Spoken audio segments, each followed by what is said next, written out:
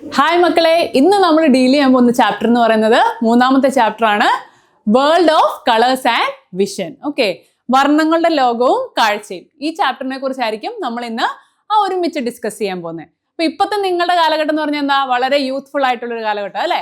അപ്പൊ അതിൽ തന്നെ അത് ഏറ്റവും കളർഫുൾ ആയിട്ട് നിങ്ങൾ ആഘോഷിച്ചുകൊണ്ടിരിക്കുമായിരിക്കും. അതിനിടയ്ക്ക് എന്താ, ഈ ചാപ്റ്റർ പഠിക്കുക എന്നുള്ളത് നമ്മളെ സംബന്ധിച്ചിടത്തോളം എക്സാമിന് വളരെ ഇമ്പോർട്ടൻ്റ്. അപ്പൊ അത് നമുക്ക് അങ്ങ് ഈസി ആയിട്ട് പഠിച്ചു പോകാം. ഇനി വരുന്ന ഈ 1 hour സെഷനിൽ ഈ ചാപ്റ്റേഴ്സിലെ വളരെ ഇമ്പോർട്ടൻ്റ് ആയിട്ടുള്ള ടോപ്പിക്സ് നമ്മൾ വിശദമായിട്ട് തന്നെ ഡീൽ ചെയ്യുന്നുണ്ട്. അപ്പോൾ വളരെ ശ്രദ്ധയോടെ ഇരിക്കുക. നിങ്ങൾക്ക് എന്തെങ്കിലും ഡൗട്ട്സ് ഉണ്ടെങ്കിൽ കമന്റ് സെക്ഷനിൽ ചോദിക്കുക. ഓക്കെ, അപ്പോൾ ആദ്യത്തെ ടോപ്പിക് എന്ന് പറയുന്നത് ഡിസ്പേർഷൻ ഓഫ് ലൈറ്റ്. ഇപ്പോൾ സ്കൂൾ അസംബ്ലി ഡിസ്പേഴ്സ് നമ്മൾ കേട്ടിട്ടുണ്ട് അല്ലേ. അപ്പോൾ നിങ്ങൾ എല്ലാവരും എന്താ ചെയ്യുക, ഒരു ലൈനിൽ ഇരുന്ന് നിങ്ങളെല്ലാവരും ആ ഒരു ലൈനിൽ നിന്ന് മാറി പല പല രീതിയിലോട്ട് പോകും അല്ലേ. അത്രയും നേരം ഇങ്ങനെ അടക്കി പിടിച്ച് നിൽക്കുമായിരുന്നു. അപ്പൊ അതുപോലെ ലൈറ്റിന്റെ കാര്യം ഇത് തന്നെയാണ്. ഒരു സിംഗിൾ ഇതുപോലെ നമുക്ക് തോന്നും, പക്ഷെ പിന്നീട് എന്താ ഡിസ്പേർഷൻ സംഭവിച്ചു കഴിയുമ്പോൾ എന്ത് പറ്റും, സിംഗിൾ വൈറ്റ് ലൈറ്റ് ആയിട്ട് തോന്നിയിരുന്ന ലൈറ്റ് അതിന്റെ ഘടകങ്ങളായിട്ട് വിഭജിക്കുന്നതാണ് പ്രകീർണനത്തിൽ സംഭവിക്കുന്നത്. ഓക്കെ, എന്താണ് പ്രകീർണനം, ഡിസ്പേർഷൻ ഓഫ് ലൈറ്റ്. നിങ്ങൾക്ക് ഈ ഇമേജിൽ കാണാൻ സാധിക്കും, എന്ത്, ഒരു വൈറ്റ് ലൈറ്റ് ഒരു പ്രിസത്തിലൂടെ കടത്തി വിട്ട് കഴിയുമ്പോൾ എന്ത് സംഭവിക്കുന്നു, സിംഗിൾ റേ ഓഫ് ലൈറ്റ് ആയിരുന്നത് അതിന്റെ ഘടകങ്ങളായി വിഭജിച്ച് ഒരു സ്പെക്ട്രം ഓഫ് ലൈറ്റ് ആയിട്ട് മാറുന്നു. അതായത് വിബ്ജിയോർ. എന്തൊക്കെയായിരുന്നു വിബ്ജിയോർ എന്ന് പറഞ്ഞേ? Violet, indigo, blue, green, yellow, orange and red. Okay, അപ്പോൾ ഒരു സ്പെക്ട്രം ഓഫ് കളേഴ്സ് നിങ്ങൾക്ക് ലഭിക്കുവാണ് ഡിസ്പേർഷൻ കഴിയുമ്പം അല്ലേ. അപ്പൊ ഇത് വളരെ സിമ്പിൾ ആയിട്ടുള്ള ഒരു ഇമേജ് ആണ്. പക്ഷെ ഇതിൽ കുറെ കാര്യങ്ങളുണ്ട് നമുക്ക് അറിഞ്ഞിരിക്കേണ്ടത് അല്ലേ. അപ്പൊ അത് ഏതൊക്കെയാണെന്നൊന്ന് മിസ് പറയാം. നോക്കിക്കേ, സോ ഈ ഡയഗ്രാം നോക്കിക്കേ, നമ്മളൊരു പ്രിസം വരച്ചിട്ടുണ്ട്, ഒരു ray of light. Okay, so അതിൽ റേ ഓഫ് ലൈറ്റ് ഒരു സിംഗിൾ റേ ആണ്. അത് പ്രിസത്തിലൂടെ കടന്നു പോയി കഴിഞ്ഞ് കഴിയുമ്പോൾ എന്താണ്, നിങ്ങൾ അപ്പുറത്തെ സൈഡിൽ നോക്കുമ്പോൾ ഒരു ബാൻഡ് ഓഫ് കളേഴ്സ്. ഇതിപ്പം മിസ് ഏറ്റവും ഹയസ്റ്റ് ആയിട്ടുള്ള ലോവസ്റ്റ് ആയിട്ടുള്ള 2 കളേഴ്സ് മാത്രമേ മാർക്ക് ചെയ്തിട്ടുള്ളൂ, അതായത് വയലറ്റും റെഡും. സോ റേ ഓഫ് ലൈറ്റ് പ്രിസത്തിലൂടെ പാസ് ചെയ്ത് കഴിയുമ്പോൾ ഒരു സ്പെക്ട്രം ഓഫ് കളേഴ്സ് കിട്ടുന്നെന്ന് പറഞ്ഞു അല്ലേ. ഏതൊക്കെയാ മക്കളെ? വയലറ്റ് ആയിരിക്കും ഏറ്റവും അടിയിലുള്ളത്, പിന്നെ മുകളിലേക്ക് വിബ്ജിയോർ അല്ലെ, violet, indigo, blue, green, yellow, orange, red. Okay, അപ്പൊ അതിൽ വയലറ്റ് ആയിരിക്കും ഏറ്റവും താഴെ ഉണ്ടാവുക, റെഡ് ആയിരിക്കും ഏറ്റവും മുകളിൽ ഉണ്ടാവുക. അപ്പൊ ഈ ഏറ്റവും താഴെയുള്ള വയലറ്റിന്റെ പ്രത്യേകത എന്താണെന്ന് വെച്ചാൽ അതിനായിരിക്കും ഏറ്റവും കൂടുതൽ ബെൻഡിങ് സംഭവിച്ചിട്ടുണ്ടാവുക. ഓക്കെ, ഡിസ്പേർഷന് ശേഷം ഏറ്റവും ബെൻഡിങ് സംഭവിച്ചിട്ടുള്ളത് ആർക്കാണ്? വയലറ്റിനാണ്. അപ്പൊ അതിന്റെ അർത്ഥം എന്താണ്, വയലറ്റിനായിരിക്കും ഏറ്റവും കുറവ് വേവ് ലെങ്ത്. ഓക്കെ, സോ ഏറ്റവും കൂടുതൽ ബെൻഡിങ് ആർക്കാണോ സംഭവിച്ചിരിക്കുന്നത് അവർക്കായിരിക്കും ഏറ്റവും എന്താണ് വേവ് ലെങ്തിന് നമ്മൾ എങ്ങനെയാണ് ഡിനോട്ട് ചെയ്യുന്നത്? എങ്ങനെയായിരുന്നു മക്കളെ വേവ് ലെങ്ത് ഡിനോട്ട് ചെയ്യുന്നത്? ലാംഡ. ഓക്കെ, സോ വയലറ്റിനായിരിക്കും ഏറ്റവും കൂടുതൽ ബെൻഡിങ്, അതിനായിരിക്കും ഏറ്റവും കുറവ് wave length. Okay, lambda small ആയിരിക്കും. അതേസമയം റെഡ് അല്ലേ, റെഡ് ആണ് ഏറ്റവും മുകളിൽ ഉണ്ടായിരിക്കുന്നത് ആ സ്പെക്ട്രത്തില്.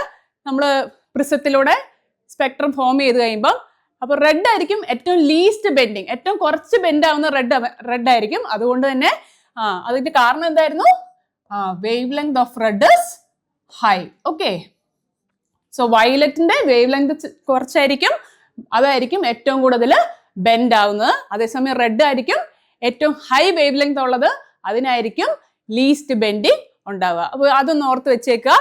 സോ പ്രിസത്തിലൂടെ സൺലൈറ്റ് ഡിസ്പേർഷൻ കഴിയുമ്പോൾ, അതായത് പ്രകീർണനം കഴിയുമ്പോൾ നിങ്ങൾക്കൊരു ബാൻഡ് ഓഫ് കളേഴ്സ് കിട്ടുന്നു, വിബ്ജിയോർ. അതിൽ വയലറ്റ് ആയിരിക്കും ഏറ്റവും ബെൻഡിങ് നടക്കുന്നത്, റെഡ് ആയിരിക്കും ഏറ്റവും കുറച്ച് ബെൻഡിങ് നടക്കുന്നത്. വേവ് ലെങ്തിനെ ഡിപ്പെൻഡ് ചെയ്ത് എങ്ങനെയാണ് വരുന്നതെന്നുള്ളത് ഒന്ന് ഓർത്ത് വെച്ചേക്കുക. അതിനെ ബേസ് ചെയ്ത് ക്വസ്റ്റ്യൻസ് ഉണ്ടാവും. ഓക്കെ അല്ലേ മക്കളെ? ഓക്കെ, സോ ഡിസ്പേർഷനെ കുറിച്ച് നിങ്ങൾക്ക് അറിയാം. ഇനി അതിൽ തന്നെ വളരെ ഇമ്പോർട്ടൻ്റ് ആയിട്ടുള്ള കുറച്ച് കാര്യങ്ങൾ വരുന്നുണ്ട്. പ്രിസം നിങ്ങൾക്ക് അറിയാലോ, എന്തായിരുന്നു പ്രിസം? പ്രിസം എന്ന് പറഞ്ഞാൽ അതൊരു ട്രാൻസ്പെറന്റ് ആയിട്ടുള്ള ഒരു ഒബ്ജക്റ്റ് ആണ്. അതിലൂടെയാണ് സൺലൈറ്റ് കടന്നു പോകുന്നതും പ്രതിഭാസങ്ങൾ സംഭവിക്കുന്നത്. ഓക്കെ, സോ പ്രകീർണനം, പ്രകാശ പ്രകീർണനം മറക്കരുത്, ഓർത്ത് വെച്ചോളാം. അതായത് ലൈറ്റ് അതിന്റെ വർണ്ണങ്ങളായി വേർപിരിയുന്ന പ്രക്രിയയാണ് പ്രകീർണനം എന്ന് നമ്മൾ പറയുന്നത്. ഓക്കെ, അപ്പോൾ അതിന്റെ മലയാളം ഡെഫിനിഷൻ ആണെങ്കിൽ നിങ്ങളൊന്ന് ഓർത്ത് വെച്ചേക്കാം, നിങ്ങൾക്ക് ടേംസ് ഒന്ന് പരിചയമാവാൻ. ഓക്കെ, ഇപ്പൊ കൺസെപ്റ്റ് പിടികിട്ടിയോ? ഇനി അടുത്തത് എന്താണ്? ഇത് അറിയത്തില്ലാത്തതായിട്ട് ആരുമില്ല അല്ലെ.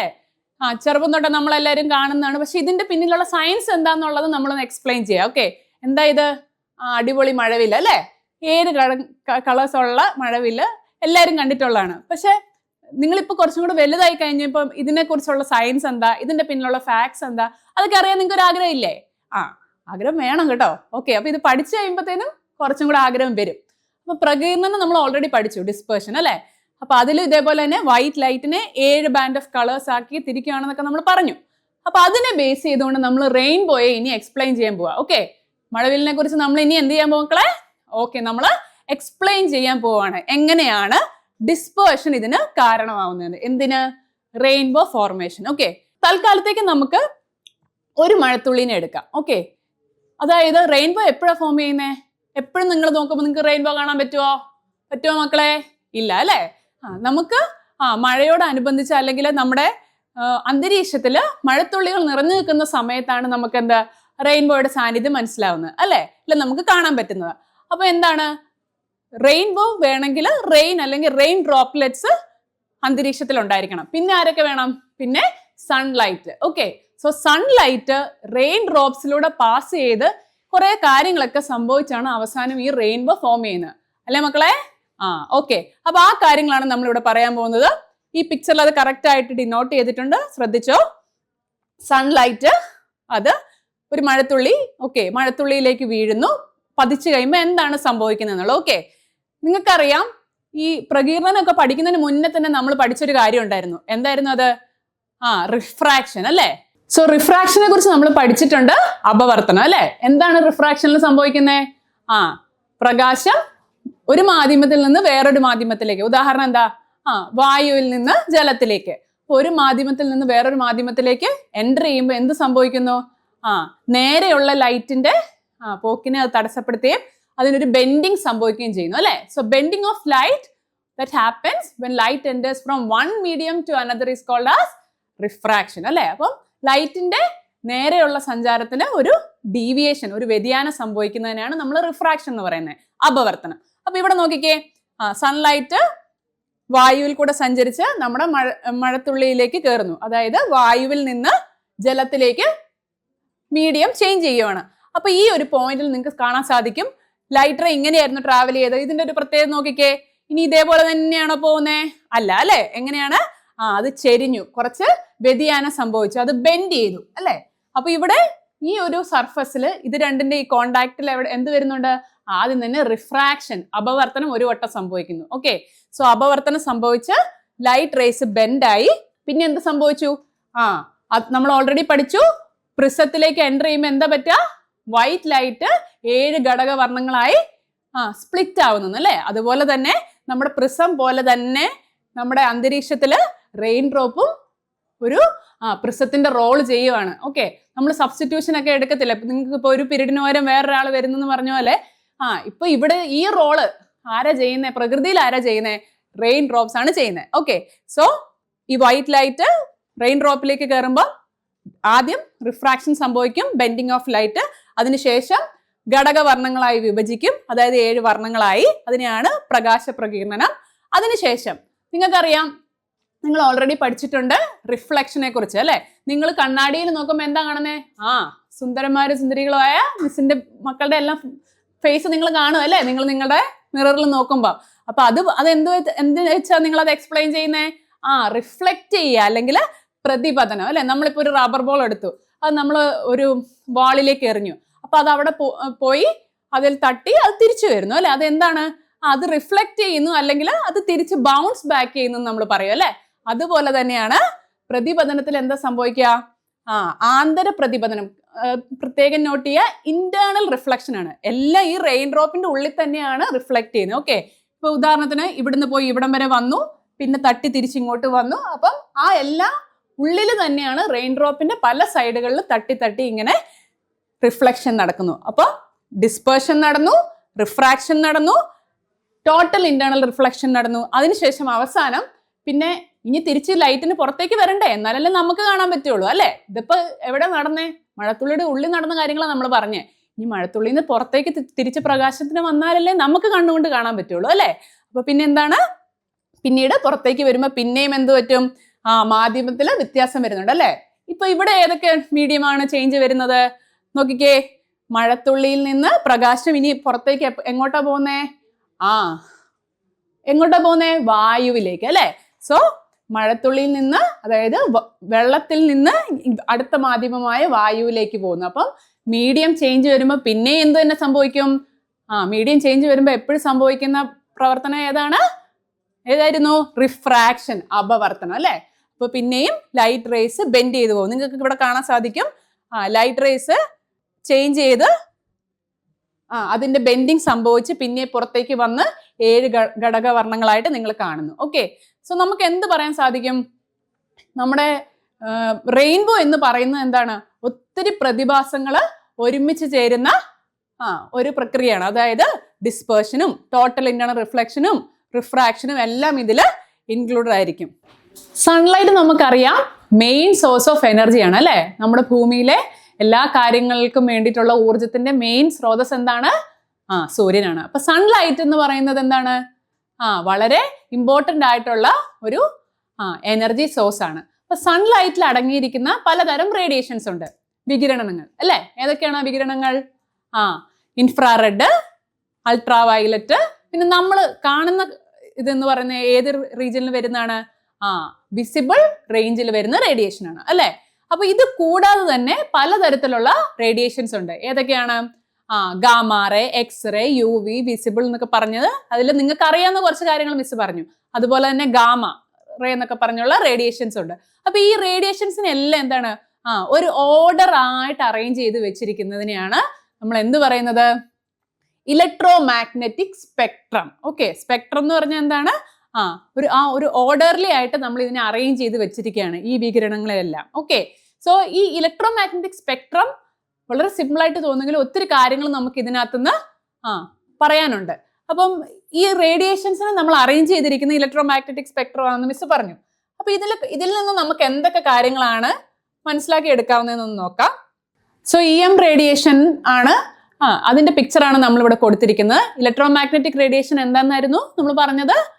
പലതരത്തിലുള്ള റേഡിയേഷൻസ് ഉണ്ട്. അതിൽ തന്നെ സൺലൈറ്റിൽ നിന്ന് നമുക്ക് കിട്ടുന്ന വികിരണങ്ങൾ ഏതൊക്കെയാണ്? ഇൻഫ്രാറെഡ്, UV, വിസിബിൾ ഒക്കെ അല്ലെ. അപ്പൊ വിസിബിൾ ലൈറ്റിന്റെ റേഞ്ചിൽ വരുന്ന ഇതിലാണ് നമ്മൾക്ക് നമ്മുടെ കാഴ്ചയുള്ളത് അല്ലെ. അതിൽ ഏതൊക്കെ കളേഴ്സ് ആയിരുന്നു നമ്മൾ പറഞ്ഞേ? വിബ്ജിയോർ, ഓക്കെ, വയലറ്റ് ഇൻഡിഗോ, വേറെ ഏതൊക്കെയായിരുന്നു മക്കളെ? ഒന്ന് ഓർത്തെടുത്തേ. Violet indigo, blue green, yellow, orange and red. Very good. So visible റേഞ്ചിൽ വരുന്ന ലൈറ്റ്സ് നമ്മൾ ഓൾറെഡി പറഞ്ഞു, അത് നിങ്ങൾക്ക് അറിയാവുന്ന റേഡിയേഷൻ ആണ്. അല്ലാത്ത ഏതൊക്കെയാണ്? ഗാമാറേ, എക്സ്റേ, അൾട്രാ വയലറ്റ് രശ്മികൾ നിങ്ങൾക്ക് അറിയാം അല്ലെ. ഈ നല്ല ചൂടുള്ള സമയത്തൊക്കെ നമ്മൾ പറയും എന്താണ്? UV റേസ് അടിച്ചാൽ നമ്മുടെ സ്കിന്നിനൊക്കെ പ്രശ്നം വരും. അപ്പൊ സൺസ്ക്രീൻ ഒക്കെ ഇട്ട് ഇറങ്ങാൻ പറയൂലേ മക്കൾ? അതൊക്കെ ഓർക്കുന്നുണ്ടാവുമല്ലോ. അപ്പം UV റേസ് നമ്മുടെ സ്കിന്നിന് ഭയങ്കര ഹാർംഫുൾ ആയിട്ടുള്ളതാണ്. അപ്പൊ അതിൽ നിന്ന് പ്രൊട്ടക്ട് ചെയ്യാൻ വേണ്ടിയിട്ടാണ് നമ്മൾ പല കാര്യങ്ങളൊക്കെ ചെയ്യുന്നത്. പിന്നെ ഇൻഫ്രാറെഡ് റേഡിയേഷൻസ്, അത് പല മെഡിസിനൽ ഏരിയാസിലും ആപ്ലിക്കേഷൻസ് ഉള്ളതാണ്. പിന്നെ റേഡിയോ വേവ്സ് നമുക്കറിയാം, റേഡിയോ തരംഗങ്ങൾ അല്ലെ. കമ്മ്യൂണിക്കേഷനൊക്കെ ഉപയോഗിക്കുന്ന ഏതാണ്? ഈ റേഞ്ചിലുള്ള തരംഗങ്ങളാണ്. സോ ഈ റേഡിയേഷൻസിനെ എല്ലാം നോക്കിക്കേ, ഓർഡർ ആയിട്ട് ഇങ്ങനെ അറേഞ്ച് ചെയ്ത് വെച്ചിരിക്കുക. എങ്ങനെ? Gamma, X ray, UV, visible, infrared, അങ്ങനെ റേഡിയോ, മൈക്രോവേവ് ഒക്കെ ഉണ്ട്. ഓക്കെ, നമുക്ക് ആവശ്യമായ ഇത് മാത്രമേ നമ്മൾ ഈ ചാപ്റ്ററിൽ പഠിക്കുന്നുള്ളൂ.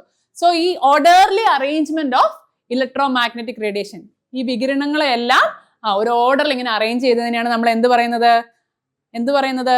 ഇലക്ട്രോ മാഗ്നറ്റിക് റേഡിയേഷൻ എന്ന് പറയുന്നത്. ഓക്കെ, സോ ഇനി അടുത്ത ഇതില് നമുക്ക് പഠിക്കാനുള്ള പ്രാഥമിക വർണ്ണങ്ങളും ദ്വിതീയ വർണ്ണങ്ങളും. ഓക്കെ, പ്രാഥമിക വർണ്ണങ്ങൾ എന്ന് പറഞ്ഞാൽ എന്തായിരുന്നു?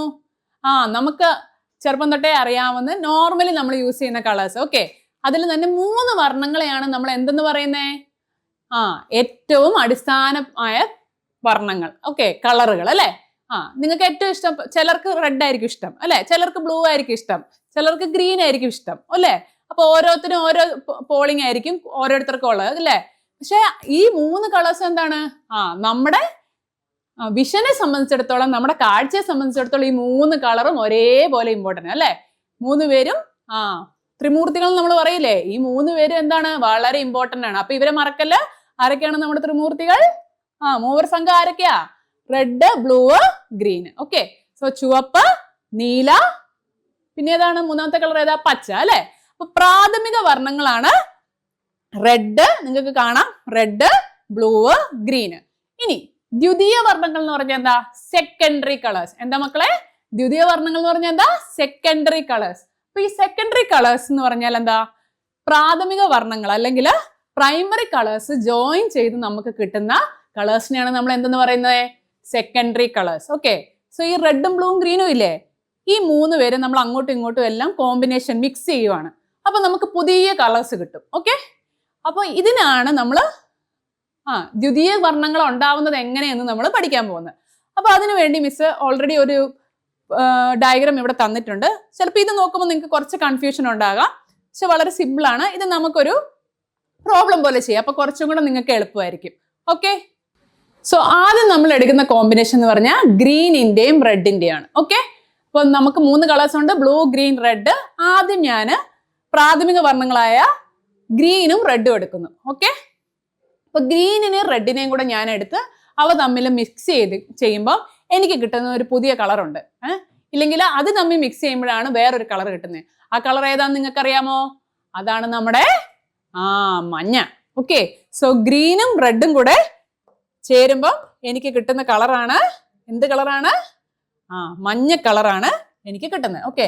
ഗ്രീനും റെഡും കൂടെ ചേരുമ്പോൾ യെല്ലോ കളർ കിട്ടുന്നു. അപ്പൊ മറക്കോ ഇനി? ഗ്രീനും റെഡും കൂടെ ചേരുമ്പോൾ ഏത് ദ്വിതീയ വർണ്ണമാണ് നമുക്ക് കിട്ടുന്നത് മക്കളെ? Very good, yellow. ഓക്കെ. ഇനി റെഡും ബ്ലൂവും. ഓക്കെ.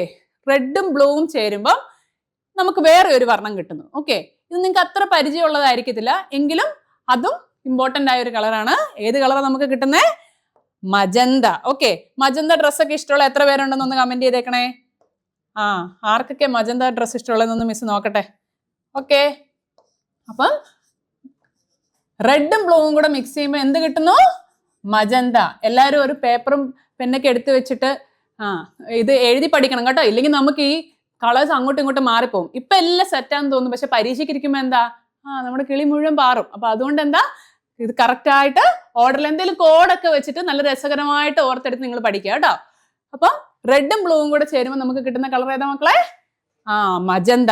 ഇനി അവസാനം അപ്പം ഗ്രീനും റെഡും തമ്മിലുള്ള കോമ്പിനേഷൻ ട്രൈ ചെയ്തു, റെഡും ബ്ലൂവും തമ്മിലുള്ള കോമ്പിനേഷൻ ട്രൈ ചെയ്തു. ഇനി അവസാനത്തെ ബ്ലൂവും ഗ്രീനും കൂടെ മിക്സ് ചെയ്യുമ്പോൾ എനിക്ക് എന്താ കിട്ടുന്നേ? ഇതൊരു വെറൈറ്റി കളറാണ് കേട്ടോ. അപ്പൊ നമുക്ക് അത്ര പരിചയമില്ല പുള്ളീനെ, പക്ഷെ നമ്മൾ പഠിച്ചെടുക്കും. ഓക്കെ. ഇതാണ് സിയാൻ എന്ന് പറഞ്ഞ colour. Okay. Cyan. Okay. So yellow, magenta, cyan, ഈ 3 കളേഴ്സ് ആണ് secondary colours. Okay. Primary colours mix ചെയ്ത് നമുക്ക് കിട്ടുന്ന 3 കളേഴ്സ് ആണ് യെല്ലോ, മജന്ത, സിയാൻ. അപ്പൊ അത് മറന്നേക്കരുത്. അപ്പൊ നിങ്ങളോട് ഞാൻ പറഞ്ഞു രസകരമായ എന്തെങ്കിലും കോഡുകളൊക്കെ ഓർക്കണം അല്ലേ. അപ്പം ഇവിടെ നമുക്ക് ഒരു ഓർത്തിരിക്കാൻ വേണ്ടി ഒരു ചുമ്മാ ട്രിക്ക് പോലെ എന്തെങ്കിലും നമുക്കൊന്ന് കണ്ടുപിടിക്കാം. എന്താ നമുക്ക് പറയാൻ പറ്റുന്നേ? ഇപ്പോഴത്തെ പിള്ളേരെ ഏറ്റവും നമ്മൾ ആഘോഷിക്കുന്ന ഒരു കാലം ഏതാ? എല്ലാവർക്കും ഇഷ്ടമുള്ള ഒരു കാലമാണ് യൂത്തന്മാരായിട്ടുള്ള സമയം അല്ലെ. നമ്മൾ വളരെ എനർജറ്റിക് ആയിട്ടുള്ള സമയം. അപ്പൊ നമുക്ക് രണ്ടുപേരെ അങ്ങ് സങ്കല്പിക്കാം. ആരൊക്കെയാ? നമുക്ക് ബ്ലൂവും ഗ്രീനും റെഡും ആണ് നമ്മുടെ മെയിൻ 3 കഥാപാത്രങ്ങൾ. അപ്പൊ അതിൽ തന്നെ ഈ ഒരു ഓർഡർ കിട്ടാൻ വേണ്ടിയാണ്. ഓക്കെ. സോ G+R Y ആണ്, R+B M ആണ് magenta, blue plus green B+G സിയാൻ ആണ്. ഓക്കെ. അപ്പൊ എന്ത് പഠിക്കാം? ഗോപു രാമു. ഓക്കെ. ഗോപു രാമു 2 യൂത്തന്മാരാണ്. ഓക്കെ. ജിയും ആറും യൂത്തന്മാരാണ്. ജിയും ആറും വൈയും. ഓക്കെ. GRY ഗോപു രാമു യൂത്തന്മാരാണ്. അപ്പൊ നമ്മുടെ മെയിൻ പണി എന്താണ്? കറണ്ട് ഉള്ള സമയത്താണെങ്കിൽ എന്താ ഈ റീൽസ് ഒക്കെ തോണ്ടിക്കൊണ്ടിരിക്കുക. പക്ഷെ അതുകൊണ്ട് വല്ല കാര്യമുണ്ടോ? അതുമില്ല അല്ലെ. അപ്പൊ കറണ്ട് ഒന്നും ഇല്ലാത്തൊരു സമയത്ത് ഇങ്ങനെ ബോറടിച്ചിരിക്കുമായിരുന്നു. ഓക്കെ. ഇവർ രണ്ടുപേരും വീട്ടില് നമ്മൾ പരീക്ഷയ്ക്ക് ആകുമ്പോൾ നിങ്ങൾക്ക് അറിയാം അല്ലെ, നെറ്റൊക്കെ കട്ടാക്കി വീട്ടിൽ നിന്ന് ഫുള്ള് ഒരു പഠിക്കാനുള്ള ഒരു മൂഡ് സെറ്റ് ചെയ്തിരിക്കുമായിരിക്കും. പക്ഷെ നമുക്ക് മുഖ്യമായിട്ടുള്ള വേറെ കാര്യമുണ്ട്. എന്താണ്? ഫുഡ് മുഖ്യം ബിഗിലേ നമ്മൾ പറയില്ലേ. സോ എന്ത് ചെയ്യും? അവരെ ബോറടി മാറ്റാൻ വേണ്ടി രണ്ടുപേരും തീരുമാനിക്കുകയാണ്. എന്ത്? നമുക്ക് റീൽസോ കാണാൻ പറ്റുന്നില്ല, ഇല്ലെങ്കിൽ നമുക്ക് സ്ക്രോൾ ചെയ്യാനോ പറ്റുന്നില്ല, കുറച്ച് ഫുഡെങ്കിലും കഴിച്ച് സന്തോഷിച്ചേക്കാന്ന് അല്ലേ. അപ്പൊ എന്ത് ചെയ്തു? നമ്മുടെ രാമു ബോറടിച്ചപ്പോ എന്ത് ചെയ്തു? നിങ്ങൾക്കല്ലേ ഇഷ്ടപ്പെട്ട ഫുഡ് എന്താ? ഇപ്പോഴത്തെ ഒരു ട്രെൻഡിങ് സംഭവമാണ് നമ്മുടെ മന്തി അല്ലേ. പലതരത്തിലുള്ള മന്തികളുണ്ട്. അപ്പൊ നമ്മുടെ എന്ത് പറ്റി? രാമുവിന് ബോറടിച്ചപ്പോ RB രാമുവിന് ബോറടിച്ചപ്പം രാമു എന്താ പോയി കഴിച്ചേ? മന്തി കഴിച്ചു. ഓക്കെ. മജന്ത. ഓക്കെ. മന്തി, മജന്ത. സോ ആരൊക്കെയാണ്? ഗോപു രാമു യൂത്തന്മാരാണ്. നിങ്ങളെപ്പോലെ യൂത്ത് ആയിട്ടുള്ള 2 കിടിലം പിള്ളേരാട്ടോ. അപ്പൊ ഇവരെന്ത് ചെയ്തു? ഈ ഒരു ദിവസം കറണ്ട് ഒന്നുമില്ല, ഫോണിലെ നെറ്റൊക്കെ തീർന്നു, ഒന്നും ചെയ്യാനില്ല, പഠിക്കാനൊരു മൂടില്ല. അപ്പൊ പിന്നെ എന്ത് ചെയ്യാ? നല്ല ഫുഡൊക്കെ കഴിച്ച് സന്തോഷിക്കുക. സന്തോഷിക്കുന്നതിനോടൊപ്പം തന്നെ പഠിക്കുകയും വേണം കേട്ടോ, അത് വേറെ കാര്യം. അപ്പം രാമു എന്ത് ചെയ്തു? ബോറടിച്ചപ്പം രാമു ബോറടിച്ചപ്പോ എന്ത് ചെയ്തു? പുറത്തു പോയി നല്ലൊരു മന്തി അങ്ങ് കഴിച്ച് സന്തോഷിച്ചു. അതേസമയം നമ്മുടെ മറ്റേ ആള് ആരായിരുന്നു നമ്മുടെ മറ്റേ ആള്? ഗോപു. ഓക്കെ, അപ്പൊ ഗോപു എന്ത് ചെയ്തു? ബോറടിച്ചപ്പോ എന്താ ചെയ്തേ? പുറത്തു പോയി സി എന്ന് പറഞ്ഞാൽ സയാൻ. ഓക്കെ, സയാൻ നിങ്ങൾക്ക് അത് കോഡ് ഓർത്ത് വെക്കാൻ. നമുക്ക് എന്താ? കൂളായിട്ട് എന്തെങ്കിലും കഴിച്ചു, നല്ല തണുത്ത എന്തെങ്കിലും കഴിച്ചു, ഇല്ലെങ്കിൽ എന്താ ഒരു ചോക്ലേറ്റ് കഴിച്ചു അങ്ങ് ഓർത്താൽ മതി. ഓക്കെ, സോ കൂളായിട്ടുള്ള എന്തോ കഴിച്ചു. ഈ സ്യാൻ എന്ന് പറഞ്ഞ കളർ തന്നെ നോക്കിയാൽ വളരെ കൂളായിട്ടൊരു കളറാണ് അല്ലേ, വളരെ ഫ്ലൂറസെന്റ് ആയിട്ടുള്ളൊരു കളറാണ്. അപ്പൊ കൂളായിട്ട് എന്താ ഒരു ചോക്ലേറ്റ് കഴിച്ചു, ഇല്ല ഒരു കൂളായിട്ട് എന്തെങ്കിലും ഒരു ഡ്രിങ്ക്സ് കുടിച്ചെന്ന് ഓർത്താൽ മതി. Okay, so yellow, magenta, cyan. അപ്പൊ നമ്മുടെ 2 പേര് ഗോപുവിന്റെ രാമുവിന്റെ കഥ ഓർത്തങ്ങ് പഠിച്ചാൽ മതി, സെറ്റ് ആയിക്കോളും. ഓക്കെ അല്ലേ? യൂത്തന്മാരുടെ കഥയാണ് പറഞ്ഞുകൊണ്ട് നിങ്ങൾ മറക്കൂലല്ലോ. ഓക്കെ, സോ ഈ പ്രൈമറി കളേഴ്സും സെക്കൻഡറി കളേഴ്സും കറക്റ്റ് ആയിട്ട് അതെങ്ങനെയാണ് വരുന്നതെന്നുള്ളത് ഒന്ന് ഓർത്ത് വെച്ചേക്കുക. ഇത് പല രീതിയിൽ കോമ്പിനേഷൻസ് ചോദിക്കും. ഓക്കെ, ഗ്രീനും റെഡും എങ്ങനെയാണ്, ബ്ലൂവും റെഡും എങ്ങനെയാണ്, ഗ്രീനും ബ്ലൂ എങ്ങനെയാന്നൊക്കെ പറഞ്ഞ് മാറി മറിച്ചും എല്ലാം ചോദിക്കും. അപ്പൊ കൺഫ്യൂഷൻ ആവാതിരിക്കാൻ എന്ത് ചെയ്യുക? മക്കൾ കറക്റ്റ് ആയിട്ട് അത് കോഡിലൂടെയോ ഇല്ല നിങ്ങൾക്ക് ഇഷ്ടമുള്ള പാട്ടിലൂടെയൊക്കെ അത് പല രീതിയിൽ കണ്ടുപിടിക്കുക കേട്ടോ. നിങ്ങൾക്ക് ഇൻട്രസ്റ്റിംഗ് ആയിട്ടുള്ള വേറെ എന്തെങ്കിലും കോഡൊക്കെ ഉണ്ട്, താഴെ ഒന്ന് എഴുതാവോ? ഓക്കെ, സോ അടുത്ത നമുക്ക് നോക്കാം. ഇനി നമ്മൾ കാണുന്ന കാഴ്ചകളിൽ തന്നെ പലതരത്തിലുള്ള വസ്തുക്കളുണ്ട് അല്ലെ മക്കളെ? ഏതൊക്കെയാണ്? സുതാര്യമായ വസ്തുക്കൾ, അതാര്യമായ വസ്തുക്കൾ എന്ന് പറഞ്ഞ് 2 രീതിയിലുള്ള വസ്തുക്കളെ കുറിച്ച് അറിയാം അല്ലെ? അപ്പൊ സുതാര്യമായ വസ്തുക്കൾ എന്താണ്, അതാര്യമായ വസ്തുക്കൾ എന്താന്നുള്ളതാണ് നമ്മൾ ഇനി പഠിക്കാൻ പോകുന്നത്. സോ അടുത്തതായിട്ട് colour of transparent objects. Transparent objects എന്ന് പറഞ്ഞാൽ എന്താ മക്കളെ? സുതാര്യമായ വസ്തുക്കൾ അല്ലെ, അതായത് ലൈറ്റിനെ കടത്തിവിടുന്ന വസ്തുക്കളെയാണ് നമ്മൾ സുതാര്യമായ വസ്തുക്കൾ അല്ലെ ട്രാൻസ്പെറന്റ് ഒബ്ജക്ട്സ് എന്ന് പറയുന്നത്. അപ്പൊ കളർ ഓഫ് ട്രാൻസ്പെറന്റ് ഒബ്ജക്ട്സ്, എങ്ങനെയാണ് ട്രാൻസ്പെറന്റ് ഒബ്ജക്ട്സിന് ഓരോ കളർ ലഭിക്കുന്നത്, ഇല്ല നമ്മൾ അതിനെ കാണുന്നത് ഏത് കളറിലാണെന്നുള്ളത് എന്തിനെ ബേസ് ചെയ്തായിരിക്കും എന്നാണ് നമ്മൾ പഠിക്കുന്നത്. ഓക്കെ, സോ സുതാര്യ വസ്തുക്കളുടെ കളർ എന്തിനെ ഡിപ്പെൻഡ് ചെയ്തിരിക്കും? ഏത് കളറിനെയാണോ അവർ കടത്തി വിടുന്നത്. ഓക്കെ, ഇപ്പൊ ഉദാഹരണത്തിന് നമ്മൾ കണ്ണാടിയിൽ കൂടെ കാണുന്നു. ഓക്കെ, കണ്ണട വെച്ചിരിക്കുന്ന ഒരാള്, അപ്പോൾ ആ കണ്ണടയിൽ കൂടിയാണ് അയാൾ പുറത്തെ കാഴ്ചകൾ കാണുന്നത് അല്ലെ, സ്പെക്സിലൂടെ. അപ്പൊ എന്താണ്? അതൊരു ട്രാൻസ്പെറന്റ് ഒബ്ജക്റ്റ് ആണ്. അപ്പോൾ ഈ ട്രാൻസ്പെറന്റ് ഒബ്ജക്റ്റിലൂടെ നമ്മൾ ഏത് കളറാണ് കാണുന്നത് എന്നുള്ളത് എന്തിനെ ആശ്രയിച്ചിരിക്കും? ഏത് കളറാണോ അതിലൂടെ കടത്തി വിടുന്നത്. Okay, so the colour of the transparent object depends upon which light it transmits. ഏത് ലൈറ്റിനെയാണോ കടത്തി വിടുന്നത് ആ കളറായിട്ടായിരിക്കും നമ്മൾ കാണുന്നത്. അപ്പൊ ഇതിനകത്ത് നിങ്ങൾ നോക്കിക്കേ, അതായത് നമ്മുടെ 2 ഹീറോസ് ആയിട്ടുള്ള രാജു രാധയും കൂടെ എവിടെ പോവാണ്? ഒരു ഉദ്യാനത്തിലൂടെ ഇങ്ങനെ നടന്നു പോവാണ്. അപ്പോൾ എന്താണ്? അവർ നല്ല വെള്ള പൂക്കളെയൊക്കെ ആണ് ഇങ്ങനെ പൊയ്ക്കൊണ്ടിരിക്കുന്നത്. പക്ഷെ പ്രശ്നം എന്താണ്? 2 പേരും വെച്ചിരിക്കുന്ന 2 നിറത്തിലുള്ള കണ്ണടകൾ അല്ലേ? നമ്മൾ ഈ ഡിസ്കോയ്ക്കൊക്കെ പോകുമ്പോൾ നിങ്ങൾക്ക് ഇങ്ങനത്തെ കണ്ണടകൾ കിട്ടും അല്ലേ? പച്ചയും ചുവപ്പും ഒക്കെ കിട്ടും. അപ്പോൾ എന്താണ്? ഇവർ അതേപോലെ എവിടെയോ പെരുന്നാളിനൊക്കെ പോയിട്ട് വരുന്ന വഴിയാണ് നല്ല അടിപൊളി കണ്ണടയൊക്കെ എടുത്ത് വെച്ചിട്ടുണ്ട് അല്ലേ? അപ്പൊ എന്താണ്? ഇവർ തമ്മിൽ ഒരു പ്രശ്നമാണ്. അതായത് നമ്മുടെ രാധയ്ക്ക് ഈ വെള്ള പൂക്കളെയൊക്കെ എന്തായിട്ടാ തോന്നുന്നേ? റെഡ് പൂക്കളായിട്ടാണ് തോന്നുന്നത്. നമ്മുടെ രാജുവിനോ ഇതെല്ലാം നീല പൂക്കളായിട്ടാണ് തോന്നുന്നത്. അപ്പൊ എന്താണ് ഈ ഒരു കൺഫ്യൂഷന് കാരണം എന്നായിരിക്കും നിങ്ങൾക്കൊന്ന് പറയാമോ? ഇതിന് കാരണം എന്താണ്? അവരുടെ കണ്ണിൽ ഉപയോഗിച്ചിരിക്കുന്ന ഫിൽറ്ററുകളാണ് ഇതിന്റെ മെയിൻ പ്രശ്നക്കാര്. ഓക്കെ, അപ്പൊ അത് എങ്ങനെ മാറ്റാൻ പറ്റും? അതിന് നമുക്ക് എക്സ്പ്ലെയിൻ ചെയ്യണം എന്ത് വേണം? ഫിൽറ്റർ. ഓക്കെ, കളർ ഫിൽറ്റേഴ്സിനെ കുറിച്ച് നിങ്ങൾക്ക് ബോധ്യം ഉണ്ടായിരിക്കണം. എന്താ മക്കളെ? കളർ ഫിൽറ്റേഴ്സിനെ കുറിച്ച് നമുക്ക് ബോധ്യം ഉണ്ടായിരിക്കണം. അതായത് വൈറ്റ് ലൈറ്റ് അല്ലെ ധവള പ്രകാശം എന്ന് പറയുന്നത് 7 കളേഴ്സിന്റെ ഒരു കോമ്പിനേഷൻ എന്ന് മിസ് പറഞ്ഞായിരുന്നോ? വിബ്ജിയോർ. ഓക്കെ, സോ അതാണ് ഇവിടെ കാണിച്ചിരിക്കുന്നത്. അതൊരു റെഡ് ഫിൽറ്ററിലൂടെയാണ് കടന്നു പോകുന്നതെങ്കിൽ ഓക്കെ, എന്താണ് സംഭവിക്കുന്നത്? നമുക്കെല്ലാം ചുവപ്പായിട്ട് തോന്നും അല്ലെ? ഇപ്പൊ മഞ്ഞപ്പിത്തം ഉള്ളപ്പോൾ നമുക്കെല്ലാം മഞ്ഞയിട്ട് തോന്നുന്നു, നമ്മൾ തമാശക്ക് പറയത്തില്ലേ? അപ്പൊ അതുപോലെ അതായത് നമുക്കങ്ങ് തോന്നുവാണ്. ഇല്ലെങ്കിൽ അങ്ങനെ വരുന്നതിന്റെ കാരണം എന്താ? ആ ഒരു കളറിനെ മാത്രമാണ് കടത്തി വിടുന്നത്. അപ്പോൾ നമ്മൾ ഒരു റെഡ് കളറുള്ള കണ്ണടയിൽ കൂടെ ആണെങ്കിൽ എന്താ സംഭവിക്കുന്നത്? ഈ 7 വർണ്ണങ്ങളുള്ള ലൈറ്റ് കടന്നു വരുമ്പോൾ, നമ്മുടെ വൈറ്റ് ലൈറ്റ് സൺലൈറ്റ് കടന്നു വരുമ്പോൾ എന്താ? റെഡ് ലൈറ്റിനെ മാത്രമേ കടത്തി വിടത്തുള്ളൂ ആ വസ്തു, സുതാര്യമായ വസ്തു. ബാക്കി എല്ലാത്തിനും എന്ത് ചെയ്യും? അബ്സോർബ് ചെയ്യും അല്ലെങ്കിൽ ആഗിരണം ചെയ്യും. അതേപോലെ ബ്ലൂ ഒരു ഫിൽറ്ററാണ്. ഇപ്പൊ നമ്മുടെ ആരായിരുന്നു? രാജു വെച്ചിരിക്കുന്ന നീല കണ്ണടയാ അല്ലെ? അപ്പൊ എന്താണ്? ആ നീല കണ്ണടയിലേക്ക് വന്ന് പതിക്കുന്ന സൺലൈറ്റിലെ ബാക്കി എല്ലാ കളേഴ്സിനെയും വിബ്ജിയോറിൽ ഉള്ള ബാക്കി എല്ലാ കളേഴ്സിനെയും എന്ത് ചെയ്യും? ആ ഒബ്ജക്റ്റ് അബ്സോർബ് ചെയ്യും. ഓക്കെ, പക്ഷെ എന്താണ്, ഒരെണ്ണം മാത്രമേ വിടുള്ളൂ. ഏതായിരിക്കും കടത്തിവിടുന്നത്? നീല കളറാണ് കടത്തിവിടുന്നത്. അതുകൊണ്ട് തന്നെ നീല കണ്ണാടി വെച്ചിരിക്കുന്ന രാജുവിന് എന്തായിട്ട് തോന്നും? വെള്ളപ്പൂവും നീലയായിട്ടേ തോന്നുള്ളൂ. കാരണം എന്താ? നീല കളറിനെ മാത്രമേ കടത്തിവിടുള്ളൂ. ഇനി നിങ്ങളൊന്ന് ആലോചിച്ചേ, ഇപ്പൊ ഇവരൊരു പച്ച കണ്ണാടിയായിരുന്നു വെച്ചിരുന്നെങ്കിൽ, അവരൊരു പൂവാണെന്ന് നോക്കുന്നെങ്കിൽ അവർക്ക് എന്തായിട്ടേ തോന്നുള്ളൂ? പച്ച കളറായിട്ടേ തോന്നുള്ളൂ. കാരണം എന്താ? ഈ സുതാര്യമായ ഈ ട്രാൻസ്പെറന്റ് ഒബ്ജക്റ്റ്, അതായത് കണ്ണാടി. ഓക്കെ, ഇവരുടെ കേസിൽ ഇപ്പൊ കണ്ണാടി. അപ്പോൾ ആ ട്രാൻസ്പെറന്റ് ഒബ്ജക്റ്റ് ഏതിനെ മാത്രമേ കടത്തിവിടത്തുള്ളൂ? ഗ്രീൻ ലൈറ്റിനെ മാത്രമേ കടത്തിവിടത്തുള്ളൂ. സോ ഏത് കളറിനെയാണോ കടത്തിവിടുന്നത് അതായിരിക്കും സുതാര്യമായ വസ്തുവിന്റെ കളറ് നമുക്ക് കാണുന്നത്. മനസ്സിലായോ? So colour of transparent objects depend upon which colour it transmits. Okay അല്ലേ? സെറ്റ് അല്ലേ മക്കളെ? അപ്പൊ നമ്മൾ സുതാര്യമായ വസ്തുക്കളുടെ കാര്യം പറയുമ്പോൾ നമ്മൾ മറ്റേ ആളുടെ കാര്യം പറയണല്ലോ. രണ്ടുപേരും ഒരേപോലെ തന്നെയാ അല്ലേ? സുതാര്യമായ വസ്തുക്കൾ നമുക്കുണ്ട്, അതുപോലെ തന്നെ അതാര്യമായ വസ്തുക്കൾ നമുക്കുണ്ട്. അതാര്യമായ വസ്തുക്കൾ എന്ന് പറഞ്ഞാൽ എന്തായിരുന്നു? Opaque objects. ഓക്കെ, ഉദാഹരണത്തിന് ഒരു മരത്തടിയൊക്കെ. അപ്പൊ അതിലൂടെ നമുക്ക് കാണാൻ പറ്റുമോ? ഇല്ല അല്ലേ? അതിന് വളരെ ടഫ് ആയിട്ടുള്ള സർഫസ് ആയിരിക്കും. അപ്പോൾ ഇങ്ങനത്തെ ഒപ്പേക്ക് ഒബ്ജക്ട്സിൽ എന്താണ് സംഭവിക്കുന്നത്? അവയുടെ കളർ എന്ന് പറയുന്നത് എന്തിനെ ഡിപ്പെൻഡ് ചെയ്തായിരിക്കും? ഏത് കളറാണോ അവർ റിഫ്ലക്റ്റ് ചെയ്യുന്നത് എന്നനുസരിച്ചായിരിക്കും. റിഫ്ലക്റ്റ് ചെയ്യാന്ന് പറഞ്ഞാൽ എന്താ? പ്രതിപതനം. ഓക്കെ, അതിൽ തട്ടി ലൈറ്റ് ഈ ഒബ്ജക്ട്സിന്റെ മേലെ തട്ടി തിരിച്ചു വരുന്ന ഏത് കളറാണോ അതായിരിക്കും അവരുടെ കളറായിട്ട് നമ്മൾ കാണുന്നത്. ഉദാഹരണത്തിന് ഇപ്പൊ നിങ്ങൾക്ക് ഇവിടെ കാണാം ഈ സ്ട്രോബെറി അല്ലെ? ഈ സ്ട്രോബെറി ഏത് കളറിലാണ് നിങ്ങൾക്ക് ഇപ്പൊ കാണാൻ പറ്റുന്നത്? റെഡ് കളറിൽ. അതിനർത്ഥം എന്താണ്? സൂര്യപ്രകാശം അല്ലെങ്കിൽ ലൈറ്റ് ഈ സ്ട്രോബെറിയുടെ മേലെ വന്ന് പതിക്കുന്നുണ്ട്. ആ ലൈറ്റിൽ തന്നെ 7 കളറുകളുണ്ട്, നമ്മുടെ വിബ്ജിയോറും ഉണ്ട്. പക്ഷെ നിങ്ങൾ കാണുന്നത് ഈ സ്ട്രോബെറി റെഡ് ആയിട്ടാണ്. അതിന്റെ അർത്ഥം എന്താ? ഇതിൽ നിന്ന് റിഫ്ലക്റ്റ് ചെയ്ത് നിങ്ങളുടെ കണ്ണിലേക്ക് വരുന്ന ഒരേ ഒരു കളറേ ഉള്ളൂ. ഏതാ?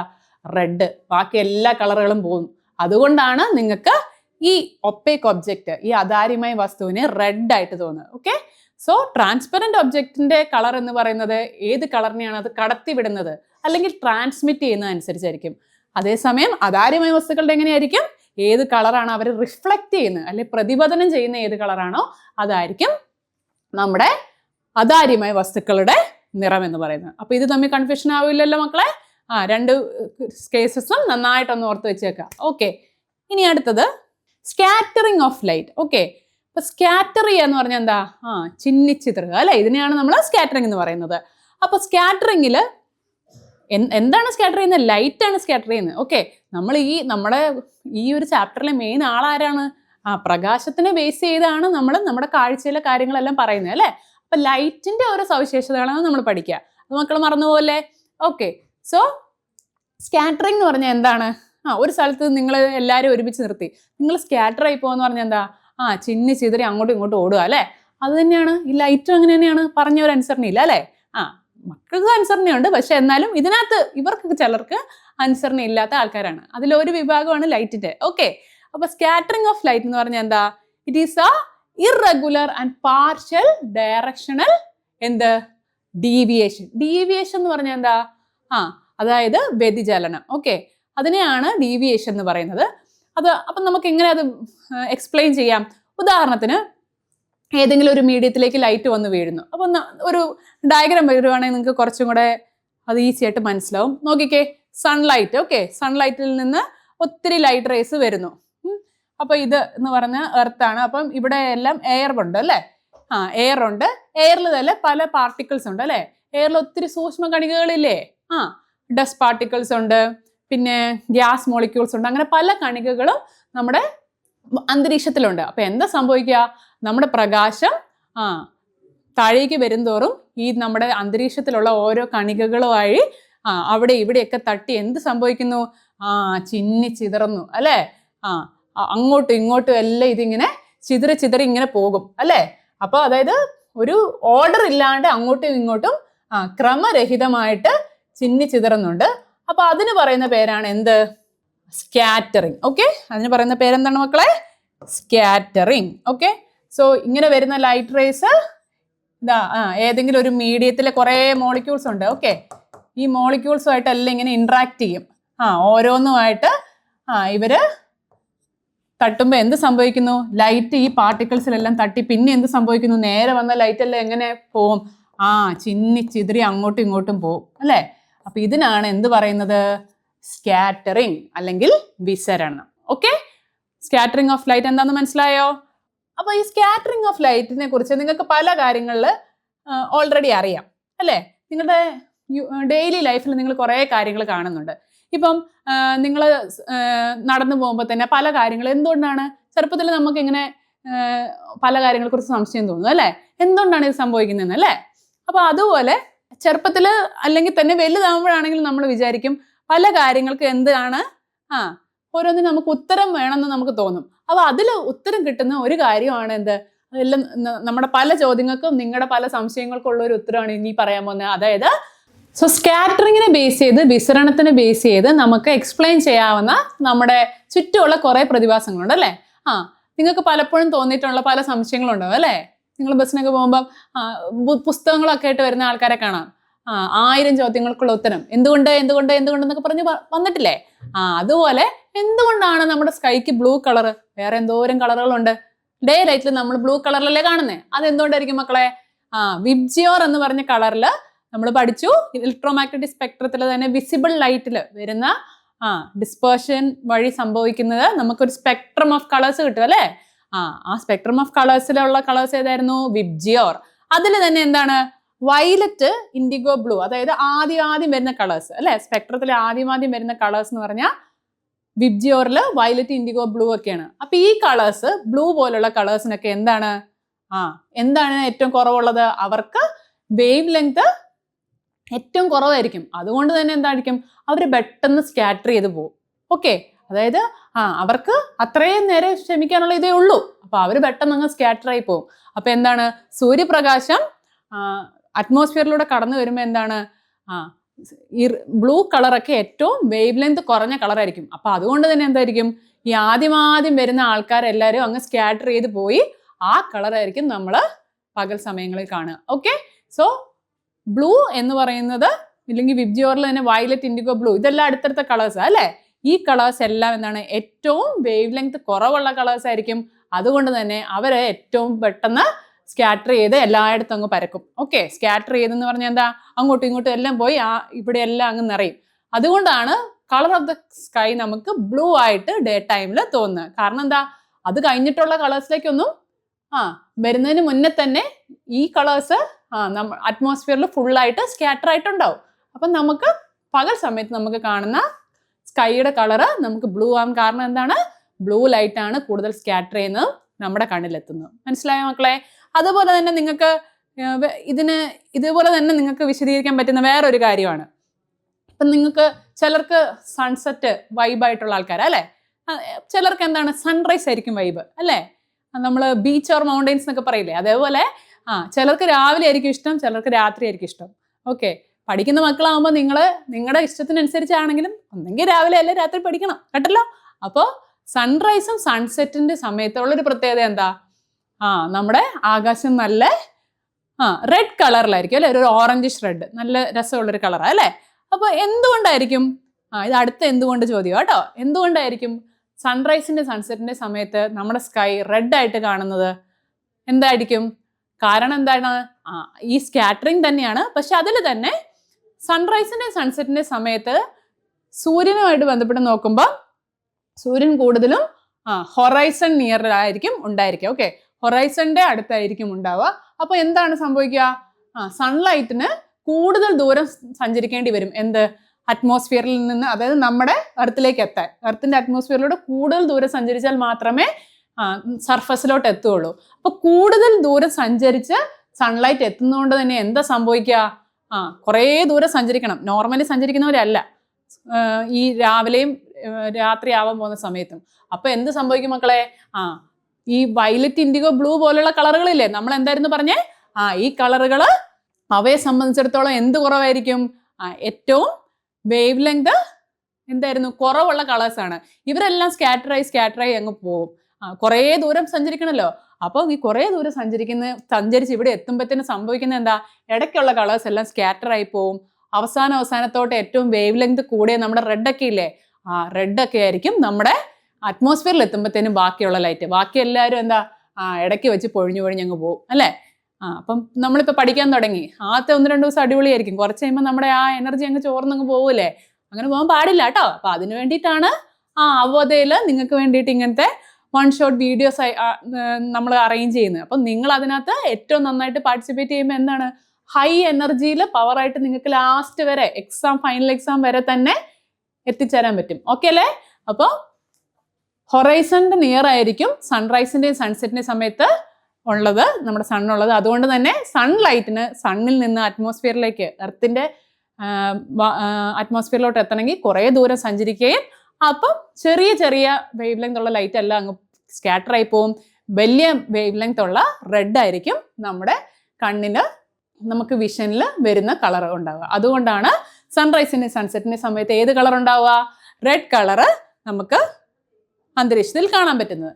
ഇനി അടുത്തതായിട്ട് സ്കാറ്ററിങ്ങിനെ ബേസ് ചെയ്ത് നമുക്ക് പറയാൻ പറ്റുന്ന വേറൊരു പ്രതിഭാസമാണ് ടിൻഡൽ ഇഫക്റ്റ്. ഓക്കെ, ടിൻഡൽ പ്രതിഭാസം. ഓക്കെ, അതെങ്ങനെയാണ് സംഭവിക്കുന്നത് എന്നുള്ളതാണ്.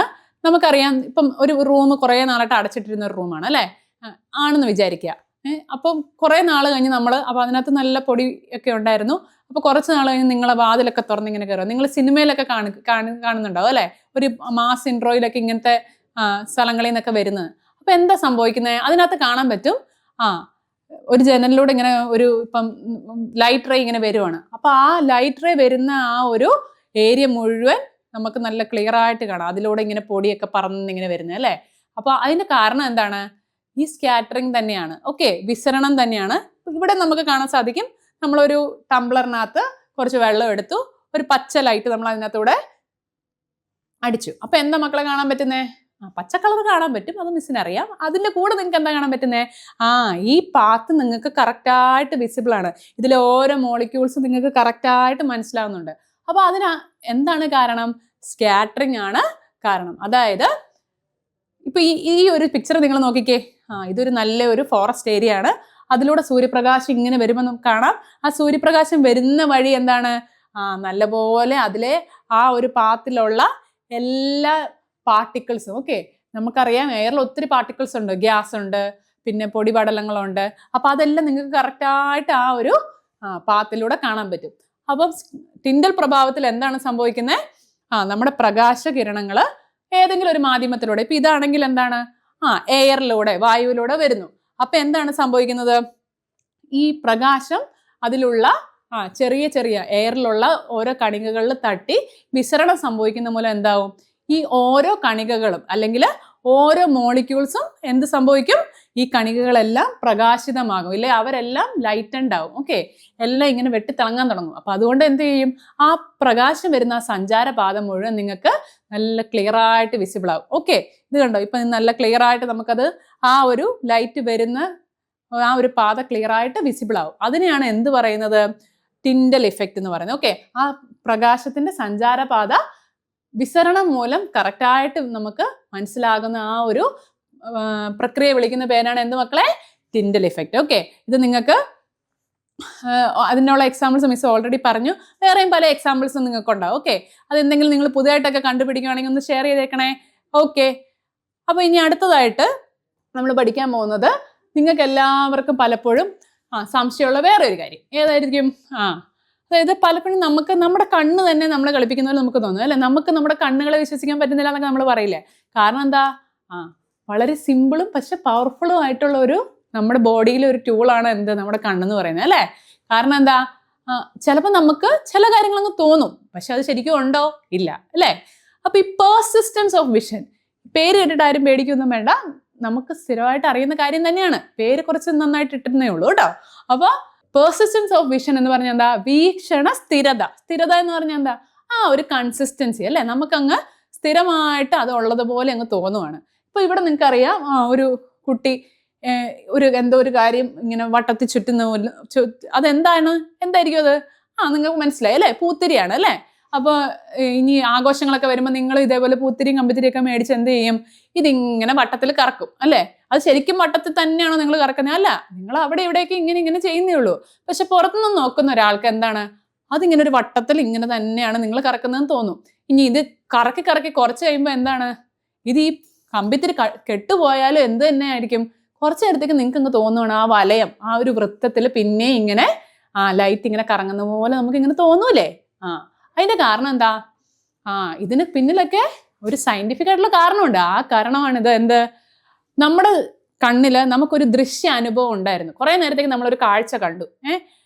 ഇനി ആ ഒരു ഒബ്ജക്റ്റ് ഏതാണോ ലൈറ്റ് പുറപ്പെടുവിക്കുന്ന ആ ഒബ്ജക്റ്റ്, അതിനെ എടുത്തു മാറ്റിയാലും കുറച്ച് നേരത്തേക്കും കൂടെ നമുക്ക് തോന്നും എന്താണ്, അത് അവിടെ തന്നെ ഉണ്ടായിരുന്നത്. ഓക്കെ, അതായത് ആ വസ്തു അവിടെ നിന്ന്, പ്രകാശത്തിന്റെ ആ സോഴ്സ് ആയ ആ വസ്തു നമ്മൾ അവിടെ നിന്ന് മാറ്റിയാലും നമ്മുടെ കണ്ണില് അതിൻ്റെ ഒരു ഇമേജ് നമ്മുടെ റെറ്റിന റീറ്റെയിൻ ചെയ്യും, പിന്നെയും നിലനിർത്തും. ഓക്കെ, അത് എത്ര സെക്കൻഡിലേക്കാണ്? 1/16 സെക്കൻഡ്.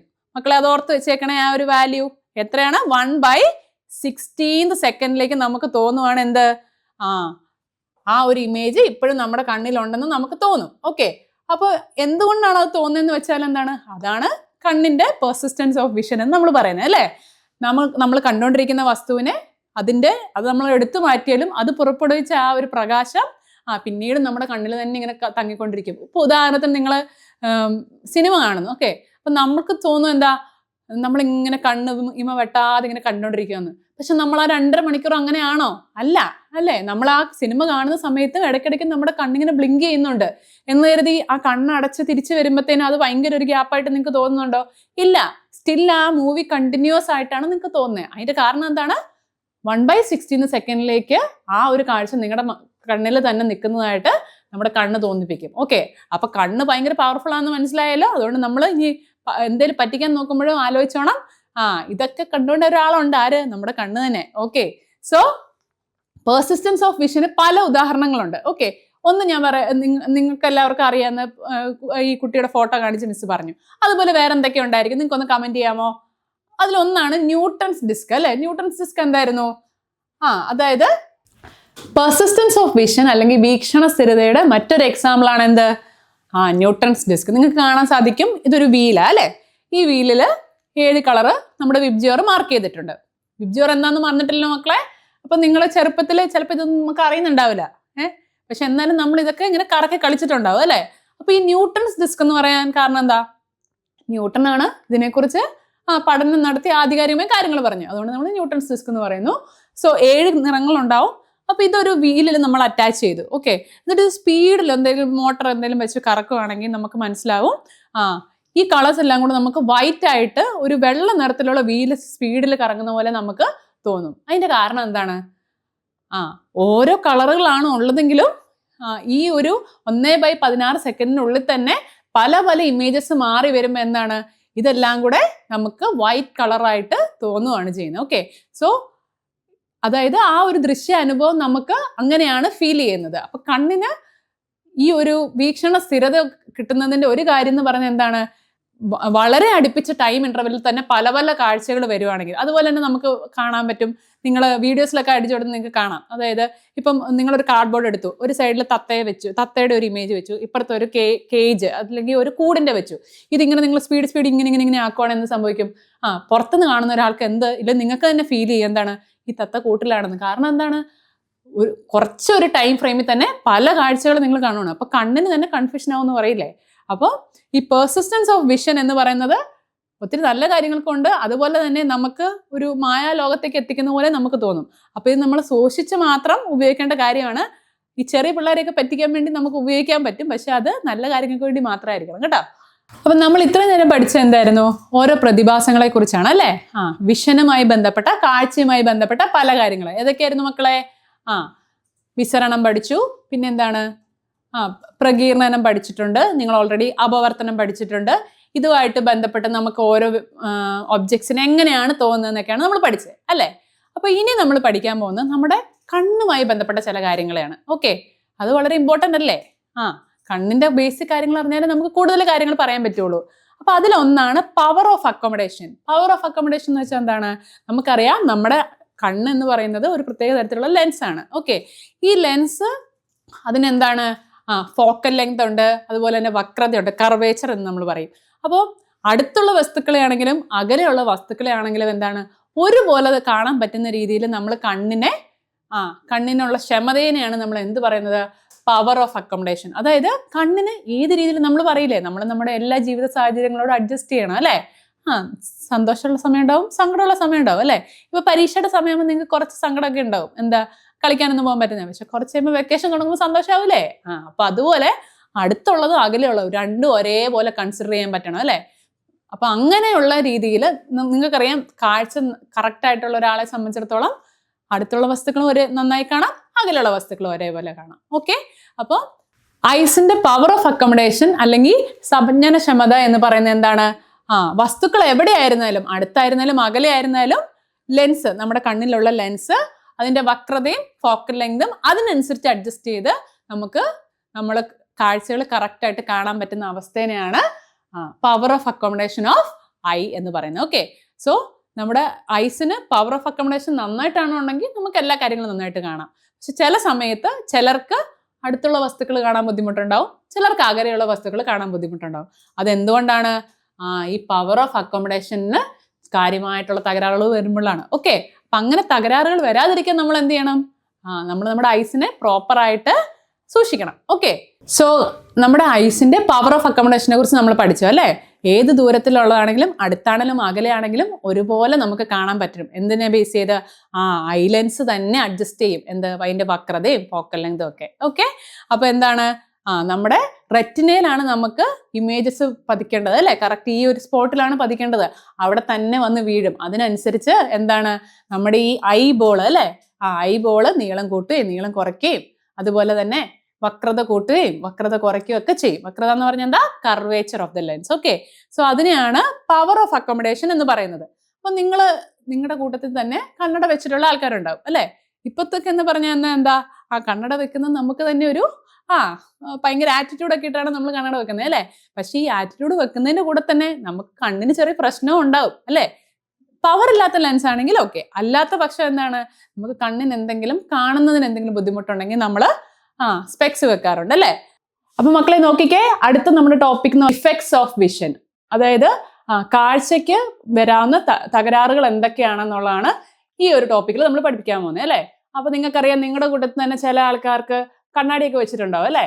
അപ്പൊ എന്തുകൊണ്ടായിരിക്കും? നമ്മൾ കുറച്ച് ആറ്റിറ്റ്യൂഡിനൊക്കെ വേണ്ടി കണ്ണാടി വെക്കുന്നവരുണ്ടാവും. പക്ഷെ എന്താണ് അത് പ്രശ്നം?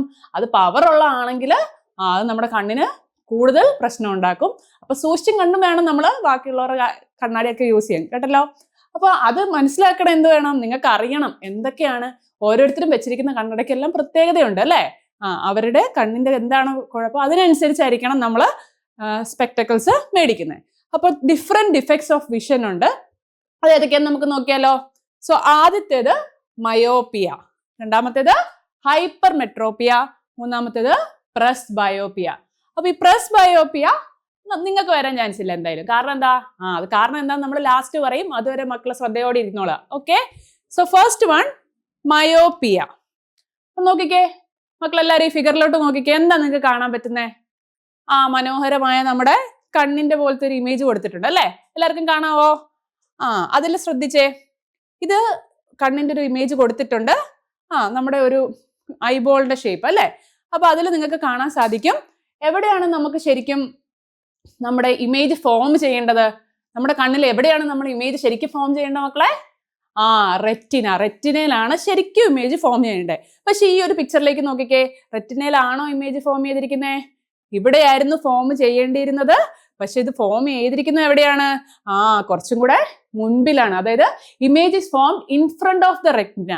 അപ്പൊ റെറ്റിനയിൽ ഫോം ചെയ്യേണ്ടതിന് പകരം ഇൻ ഫ്രണ്ട് ഓഫ് ദ റെറ്റിനയിലാണ് ഇമേജ് ഫോം ചെയ്യുന്നത്. അപ്പൊ അതിനർത്ഥം എന്തോ ഒരു പ്രശ്നം ഉണ്ടെന്നല്ലേ. അപ്പൊ മയോപ്പിയ മലയാളത്തിൽ നമ്മൾ എന്ത് പറയും? ഹ്രസ്വദൃഷ്ടി അല്ലെ. ഹ്രസ്വദൃഷ്ടി. വേറെ ഒരു പേരുണ്ട് മയോപ്പിയക്ക്, നിയർ സൈറ്റഡ്നെസ്, അതായത് അല്ലെങ്കിൽ ഷോർട്ട് സൈറ്റഡ്നെസ്. നമ്മൾ പറയും എനിക്ക് ഷോർട്ട് സൈറ്റ് ആണെന്ന് പറയും. അതിന്റെ അർത്ഥം എന്താ? അതായത് ഈ തരത്തിലുള്ള വിഷന്റെ ഡിഫക്റ്റ് ഉള്ള ആൾക്കാർക്ക് അടുത്തുള്ള കാര്യങ്ങൾ നന്നായിട്ട് കാണാൻ പറ്റും, എന്നാൽ അകലെയുള്ള കാര്യങ്ങൾ അവർക്ക് കറക്റ്റായിട്ട് കാണാൻ പറ്റില്ല. അതാണ് myopic defect of vision. Okay, myopia. Okay, അപ്പൊ മയോപ്പിയയില് അവരെ സംബന്ധിച്ചിടത്തോളം അടുത്തുള്ള കാര്യങ്ങൾ അവർക്ക് നന്നായിട്ട് കാണാൻ പറ്റും, അകലെയുള്ളത് കാണാൻ പറ്റില്ല. അത്തരത്തിലുള്ള ആൾക്കാരെ സംബന്ധിച്ചിടത്തോളം ഫാർ പോയിന്റ് എന്ന് പറയുന്നത് എന്തായിരിക്കും? ഇൻഫിനിറ്റി ആയിരിക്കത്തില്ല. Far point will be less than infinity. അതായത് ഒരു സാധാരണ ഒരാളെ സംബന്ധിച്ചിടത്തോളം അങ്ങ് അകലെയുള്ള കാര്യങ്ങൾ ഏറ്റവും ദൂരത്ത് കാണാൻ പറ്റുന്ന കാര്യം എന്ന് പറഞ്ഞാൽ ഇൻഫിനിറ്റി ആയിരിക്കും, അനന്തതയായിരിക്കും അല്ലെ. അനന്താജ്ഞാതം എന്നൊക്കെ നിങ്ങൾ കേട്ടിട്ടില്ലേ? അനന്തത എന്ന് പറഞ്ഞാൽ അങ്ങ് വരെ കാണാം. ഈവൻ സ്റ്റാർസിനെ വരെ നമുക്ക് ഇങ്ങനെ നോക്കിയാൽ നന്നായിട്ട് കാണാം. പക്ഷെ ഇവരെ സംബന്ധിച്ചോടെ എന്താ, അവരുടെ ഫാർ പോയിന്റ് എന്ന് പറഞ്ഞത് ഇൻഫിനിറ്റി വരെ ഒന്നും എത്തില്ല. അതിനു മുന്നേ തന്നെ എന്ത് പറ്റും, ഇമേജസ് ബ്ലർ ആയി പോകും. മനസ്സിലായോ? അപ്പോൾ മയോപിക് ഐ ഉള്ളവരുടെ ഈ ഒരു ഷോർട്ട് സൈറ്റഡ്നെസ്, അതായത് അകലെയുള്ള കാര്യങ്ങൾ കാണാൻ പറ്റില്ല എന്ന് പറഞ്ഞ ആ ഒരു ബുദ്ധിമുട്ടിനെ പരിഹരിക്കാൻ നമുക്ക് ഏത് ടൈപ്പ് ഓഫ് ലെൻസ് ഉപയോഗിക്കാം മക്കളെ? പലതരത്തിലുള്ള ലെൻസ് ഉണ്ട് അല്ലേ. കോൺകേവ് ഉണ്ട്, കോൺവെക്സ് ഉണ്ട്. നിങ്ങൾ അത് ഓൾറെഡി പഠിച്ചിട്ടുണ്ടാവും. അപ്പം മയോപിക് ഐ ഉള്ള ആൾക്കാർക്ക് ഈ ഒരു ഡിഫക്റ്റ് കറക്റ്റ് ചെയ്യാൻ വേണ്ടി നമ്മൾ ഉപയോഗിക്കുന്ന ഏത് തരത്തിലുള്ള ലെൻസ് ആണ്?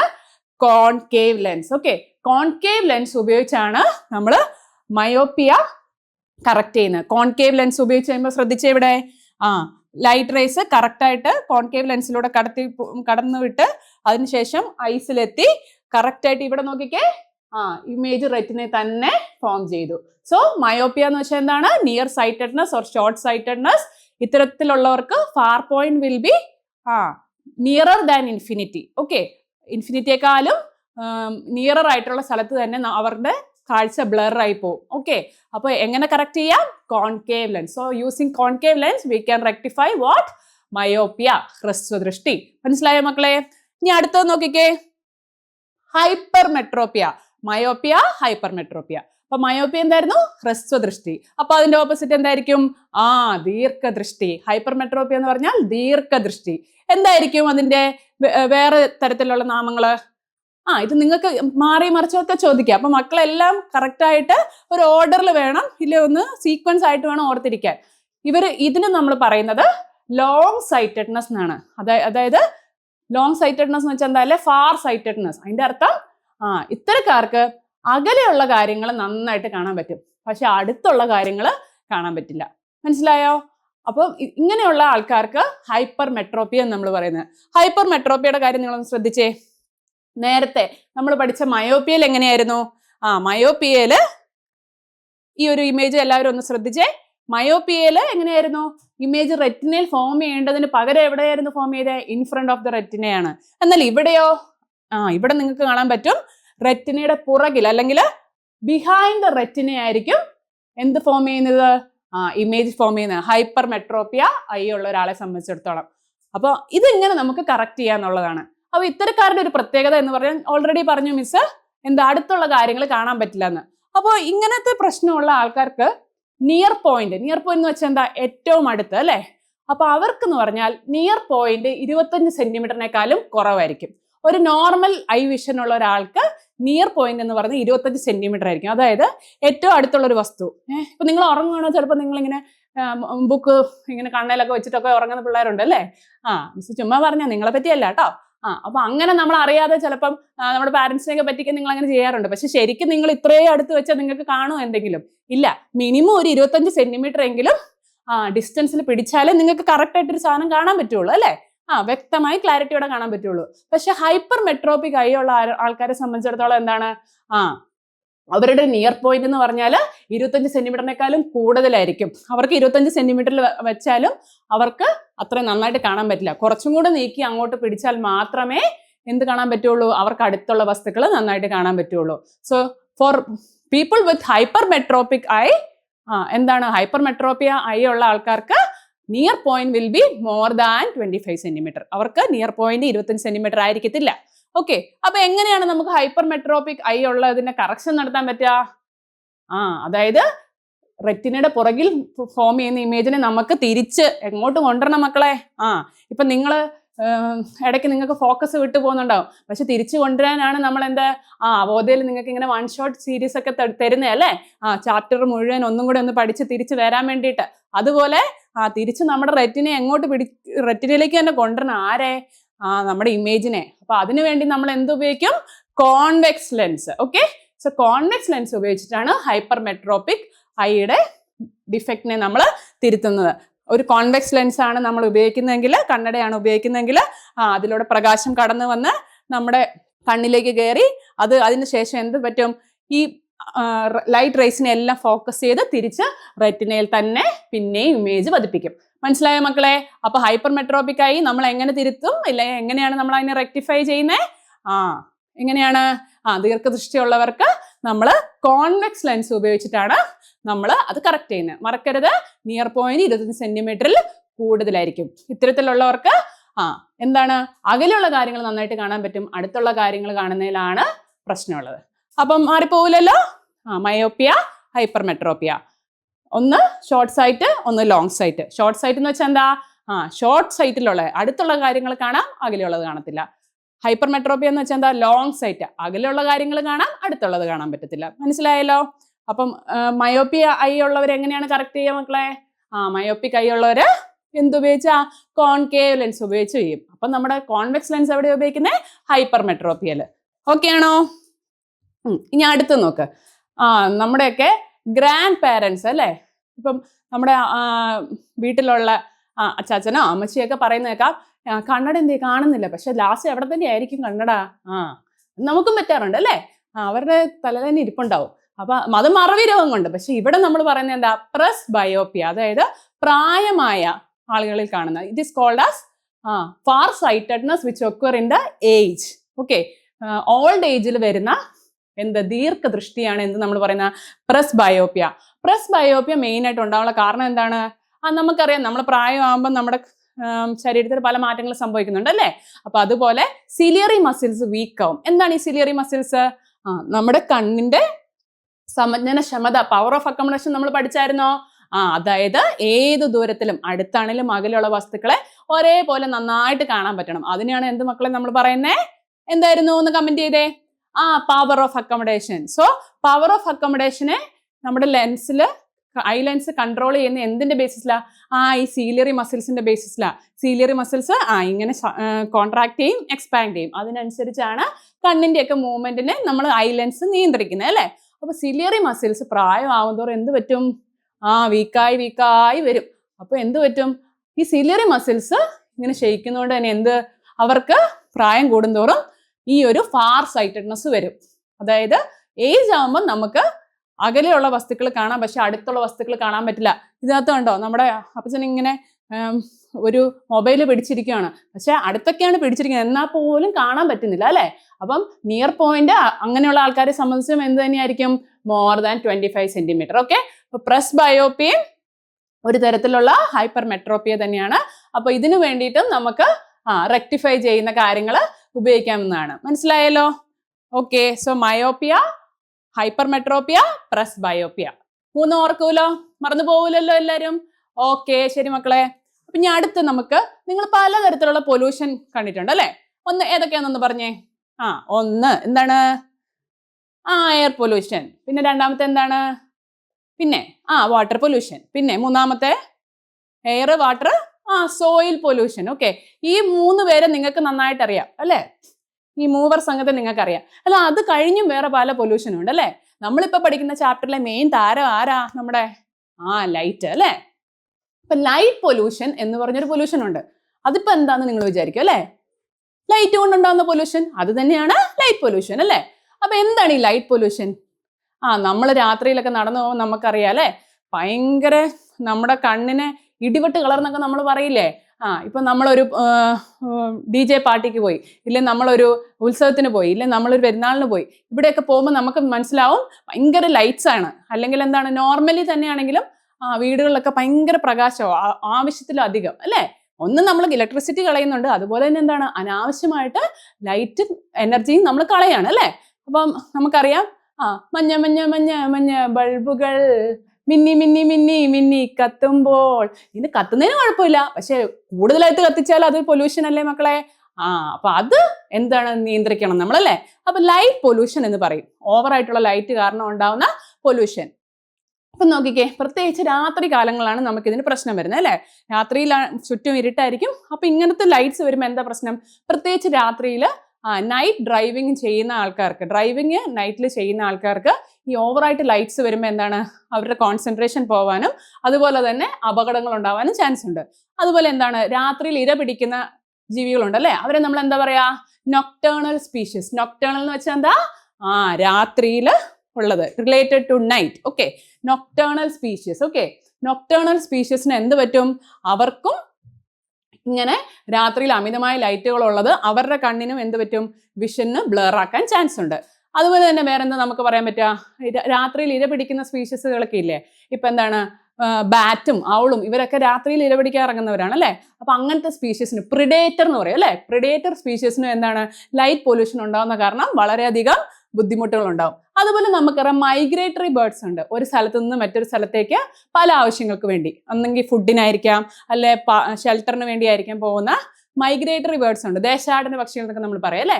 അപ്പൊ അവർക്കും എന്താണ്, അവർക്ക് കൺഫ്യൂഷൻ ആവും. പലതരത്തിലുള്ള ലൈറ്റുകൾ കാണുമ്പോൾ അവർക്കും കൺഫ്യൂഷൻ ആവും. അപ്പൊ എന്ത് ചെയ്യുക? നമ്മൾ ലൈറ്റ് പൊല്യൂഷനെ പരമാവധി കുറയ്ക്കുക. അനാവശ്യമായ ലൈറ്റുകൾ ഓഫാക്കുക. അനാവശ്യമായ ഒത്തിരി കണ്ണിന് സെൻസിറ്റീവ് ആയിട്ടുള്ള ലൈറ്റ്സ് ഒഴിവാക്കാനായിട്ട് മക്കൾ ശ്രമിക്കുക. അപ്പൊ നിങ്ങളും പഠിക്കുമ്പോഴൊക്കെ ആണെങ്കിൽ ആവശ്യത്തിന് ലൈറ്റുകൾ എടുത്തിരിക്കുക. പക്ഷെ അനാവശ്യത്തിന് വേണ്ടി ആയിട്ടുള്ള ലൈറ്റ്സ് ഇട്ട് നമ്മുടെ കണ്ണിനെ നമ്മൾ സ്ട്രെയിൻ ചെയ്യാതിരിക്കുക. അപ്പൊ ഓക്കെ അല്ലേ മക്കളെ? അപ്പൊ ഇത്രയും പഠിച്ച കാര്യങ്ങൾ എല്ലാം നമ്മൾ സെറ്റ് ആക്കിയിട്ടുണ്ട്. അപ്പോൾ അവബോധ ഫാമിലിയിൽ നമ്മളിപ്പോൾ എടുക്കുന്ന ഈ 1 ഷോട്ട് സീരീസുകളെല്ലാം എന്താണ്, നിങ്ങൾ ഒരു ചാപ്റ്റർ ഈ ഒരു 1 hour കൊണ്ട് നമ്മൾ ഫുൾ ഒന്നും കൂടെ ഒന്ന് റിവൈൻഡ് ചെയ്യുകയാണ്. നിങ്ങളുടെ ഇതൊന്നുകൂടെ ബ്രഷപ്പ് ചെയ്യണം അല്ലേ? അപ്പോൾ കൺസെപ്റ്റ്സ് എല്ലാം ക്ലിയർ ആയോ ഈ ചാപ്റ്ററിലെ? എന്തെങ്കിലും ഡൗട്ട് ഉണ്ടെങ്കിൽ നിങ്ങൾ എന്ത് ചെയ്യുക? താഴെ കമന്റ് ചെയ്യുക. ഡൗട്ട്സിനനുസരിച്ച് മിസ് അത് റിപ്ലൈ തരുന്നതായിരിക്കും. ഓക്കെ അല്ലേ? അപ്പൊ world of colours and vision എന്ന് പറഞ്ഞ ചാപ്റ്റർ ഇനി ആരും മറക്കത്തില്ലല്ലോ. സെറ്റ് അല്ലേ? ഓക്കെ എന്നാ ബൈ ബൈ.